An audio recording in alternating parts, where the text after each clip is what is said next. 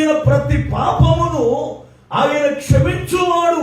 అపోస్తులుడైన పౌలు ఆయన సాక్ష్యములో ఒక మాట అన్నాడు. చూడండి వాక్యాన్ని. తిమోతికి రాసిన మొదటి పత్రిక 1వ అధ్యాయము 12వ వచనం. తిమోతికి రాసిన మొదటి పత్రిక 1వ అధ్యాయం 12వ వచనం. పూర్వము దూషకుడను హింసకుడను హానికరుడనైన నన్ను తన పరిచర్య కొరకు పరిచర్య నిమిత్తము నియమించి నమ్మకమైన వానిగా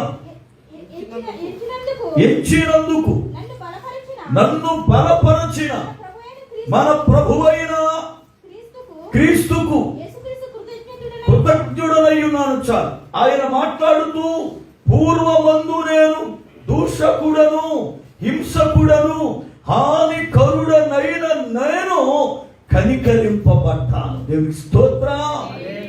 పౌలు ఏం చేయబడ్డాడు అంటే క్షమించబడ్డాడు. క్షమాపణ దొరికింది పౌలుకి.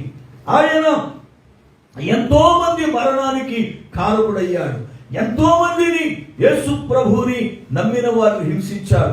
ఎన్నో పర్యాయాలు క్రైస్తవులను శ్రమల పాలు చేశాడు.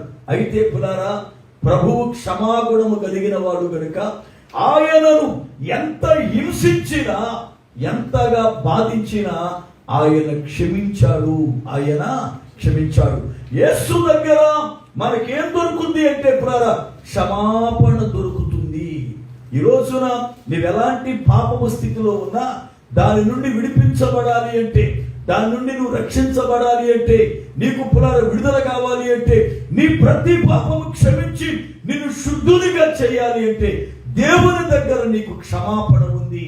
అందుకే మనం ఎక్కడికి రావాలి అంటే దేవుని యొద్దకు రావాలి. దేవుని యొద్దకు రావాలి. ఆయన సన్నిధికి రావాలి. కారణం ఆయన దగ్గర మనకు క్షమాపణ ఉంది. ఆయన దగ్గర మనకు క్షమాపణ ఉంది.